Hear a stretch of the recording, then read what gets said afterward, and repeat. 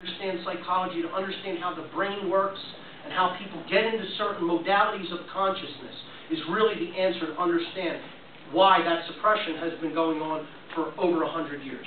And if there's not really that much more time to fix this problem, right? We need to act soon. We need to come out of that level of consciousness, understand that we're all connected, and solve the energy crisis. I've seen a brilliant picture online. I made a T-shirt out of it. It says, it's not an energy crisis that we're in. It's an ignorance crisis.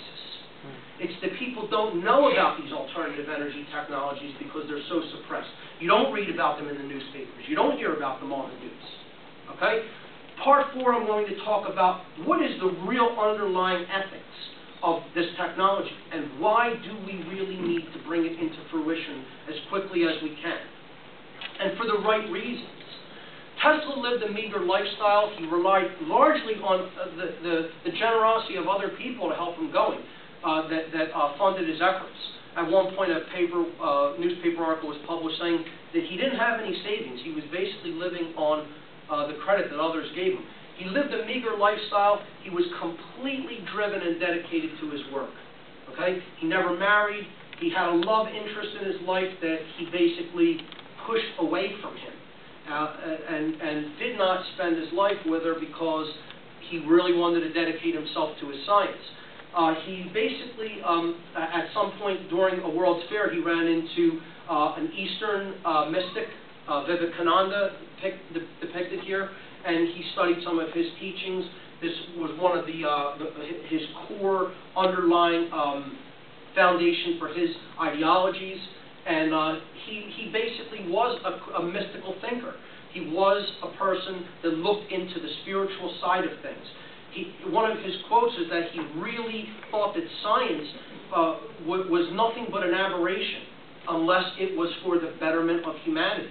That should have been its main driving goal.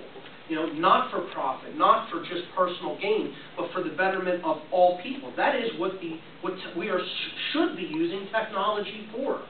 But instead, a lot of it is used to control, and we suppress these technologies with it, and it's used to influence people in all the wrong ways, in too much of the time. And it's all, again, because of the level of consciousness that someone like Tesla was at, because he had an actively balanced brain. Yes, he had the logical and scientific and mathematic know-how, but he also was in touch with the intuitive and creative side of the brain. He had both the male, or the yang energy, and the female, or yin energy, indwelling within him, within his consciousness, and he used them both to full effect, to combine intellect or science with wisdom or spirituality. And that is what, when you bring these two together, lights the blazing star, which represents balance and harmony between the male and the female.